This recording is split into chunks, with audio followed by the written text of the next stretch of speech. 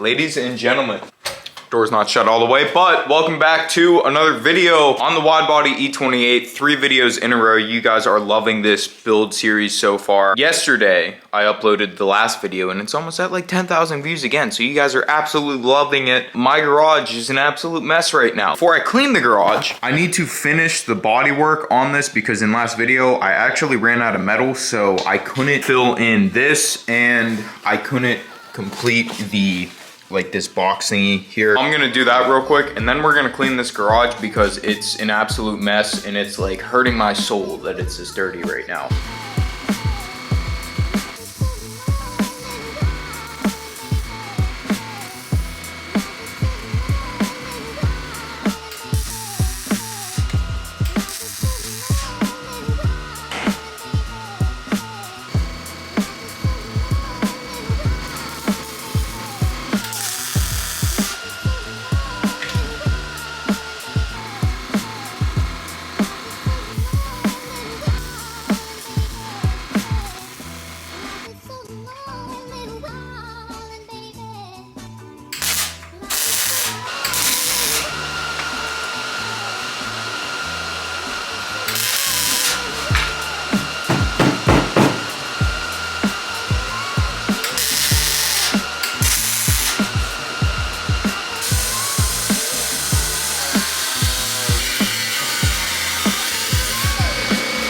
A few moments later. All right guys, I have this little piece on and we have this all boxed out down here. Super happy with how this came out. It's just tacked on. What I didn't show you in the last rear part of the wide body was I made this like little tab thing because I don't want it to just be like a thin piece of metal coming out here because that looks gay. I wanted to keep, you know, the same profile of everything and I still wanted to retain this little bump in here. I measured 1/2 inch into the door and I just cut it out and then sanded in this way on this bump, also on this piece. So that sits in there just like that. That's gonna look sick.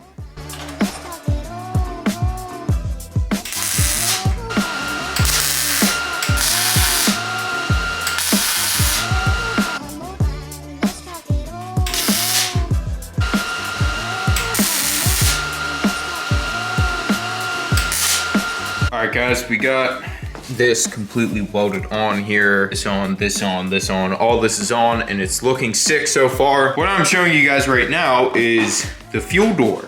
You guys are probably wondering why I have the fuel door cut out of here. This, we obviously aren't using this anymore because, wow, there's a lot of shit in this trunk, but we have a fuel cell in the back. So this is no longer needed. We're gonna make a patch panel to fill this in just so it's one smooth piece. You guys are probably wondering why I have this cut out. Because this panel is bending in and we have a standout like right here, then I'm just letting this naturally bend in. I had to cut this fuel door completely out because as you can see, the metal like rotates in. This doesn't want to bend that much. You guys can see the thickness of metal in there. This would be all like boxy. It would end from here to there, be straight, and then it would continue to bend. That's the reason why we had to cut this out. Now I'm gonna make a template out of cardboard.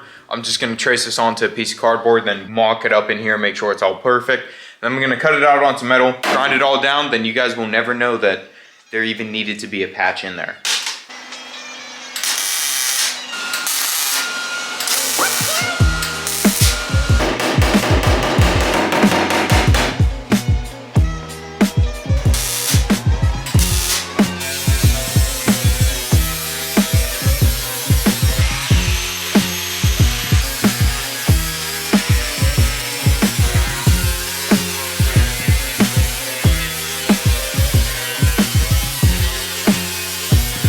All right guys, patch panel is welded in. Unfortunately, well, you guys can't kind of see it, but there is almost a crease here in the panel, and this is where like the fuel door kind of came out. I should have straightened that out before I welded the panel in, but I'm gonna heat that up a little bit and go over it with a hammer so I can take it out. Came out pretty good. Little bit of warping down here, but that's to be expected with something this thin. I'm not worried about it because when we put the under piece on, that's gonna sit under here.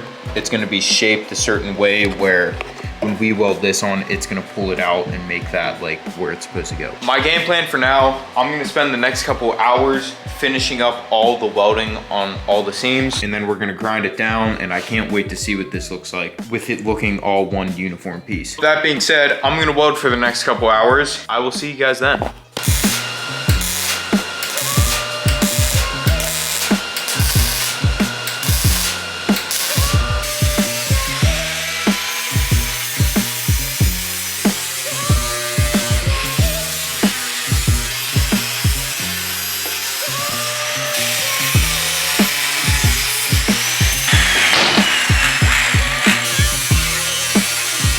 Got a lot of that ground down. Now we're looking smooth.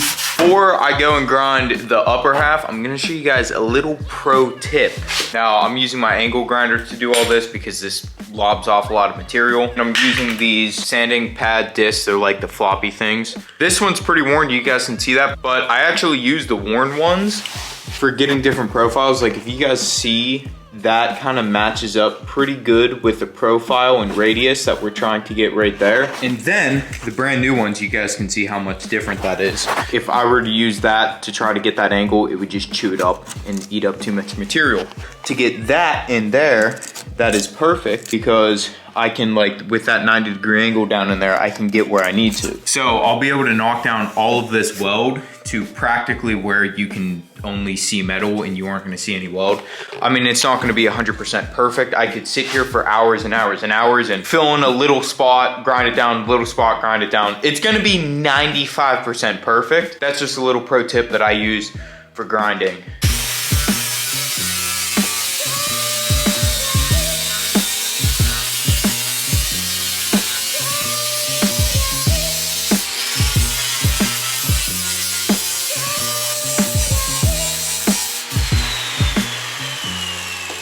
I got, look at that, guys. Oh my sheesh. I need to get a bit for the air thingy-madingy so I can get down in there and grind down that. Stuff like that, that looks so freaking sick.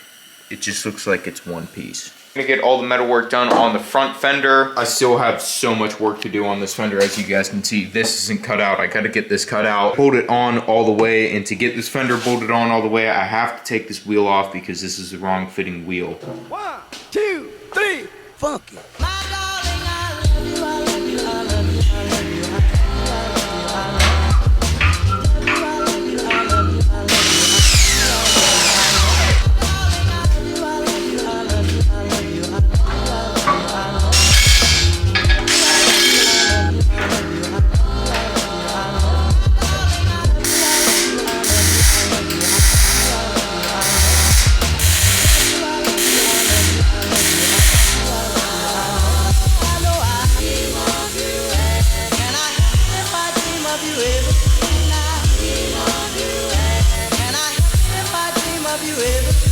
I feel like my hands are going numb from using the grinder this much. I have this fender ground down.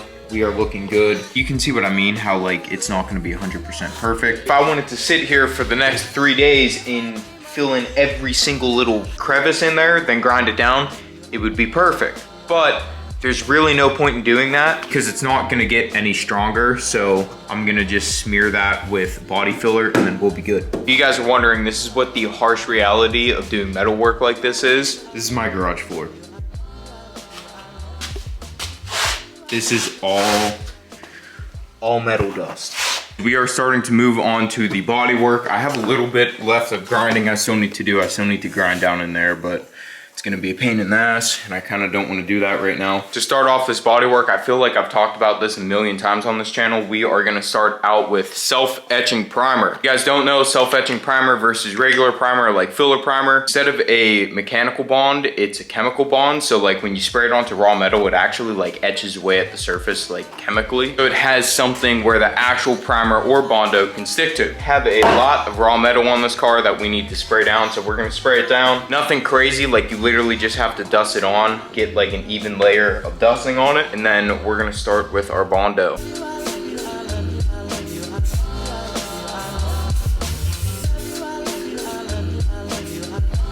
Got the etching primer on front and the back. You guys are probably wondering why I didn't mask anything off. The etching primer, it will overspray, but it's not like normal overspray. Like you can literally just take a towel and like wipe it off, so it's not that big of a deal. There was some just on top of the fender and you literally just wipe it off like that. Now we're moving on to laying some icing down on the fender. This is basically like Bondo. You can use it for like thinner and more precise applications, if that makes sense. My little trick for this is for getting all these little crevices covered in the welds here. I'm literally just gonna take my finger, dip it in some icing, and then run it down the fender just like that, and it will look great, and then sand it down, and then we'll be good.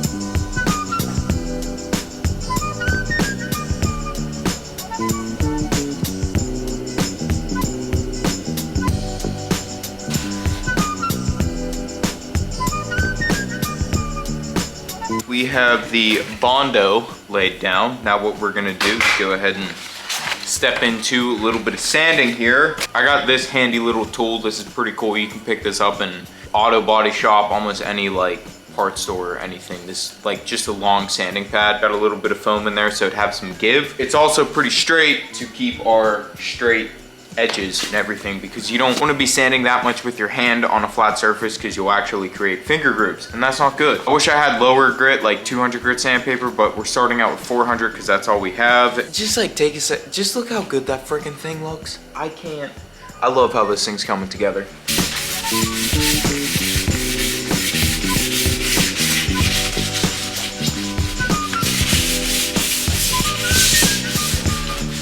The next day. This is what I got so far on the Bondo side of stuff. Most of everything is sanded down. I pretty much was just focusing on the edges. I wasn't putting any Bondo. Like you guys can see right there, there's a low spot we gotta fill in. I'm gonna go back to doing a little bit of welding. The last bit of body work that I have, to open up the doors, it's still open under here and it's open under there. Up here is filled in. What I have to do is I have to cut these standouts out. Those are just like temporary placeholders, and then make a little template and then make a panel and weld it in.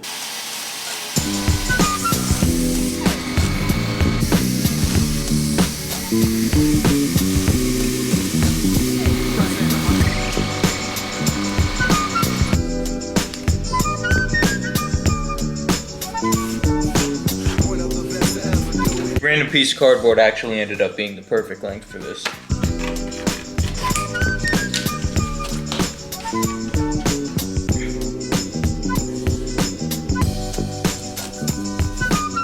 My template made, we have it on the piece of metal. I'm gonna cut it out. I talked about this thing in my last video.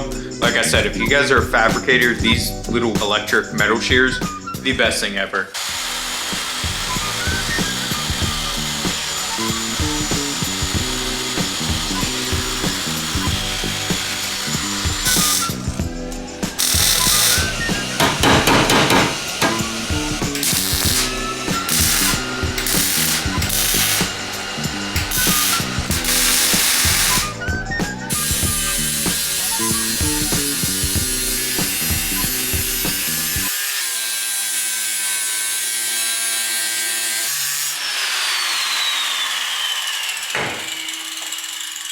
All right, ladies and gentlemen, I am closing out the video right now. I'm sorry I didn't get everything done. Unfortunately, I left my welding bottle open last night. I ran out of welding gas and my welding store won't have a tank for me until tomorrow. I'm posting this video right now just for time reasons, and I want to get a video out for you guys. Really want to focus on posting quality videos, and I got a couple DMs from you guys. Julian, we really like the content. We like what you're posting, blah, blah, blah, blah. But can you please explain more in your videos?